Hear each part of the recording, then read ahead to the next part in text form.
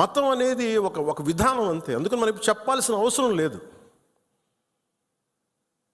అంటే ఈ సందర్భంగా ఇది ఏ భాషలో తర్జుమా చేసుకుంటారో తెలియదు, ఇది కశ్మీర్ దాకా వెళ్తుందో ఇంకొకటికి వెళ్తారో తెలియదు, కానీ ఒకటే ఉగ్రవాదులకి ఒకటే సందేశం, ఇది వరకు లాంటి భారతదేశం కాదు, ఇది కొత్త భారతదేశం. ఇది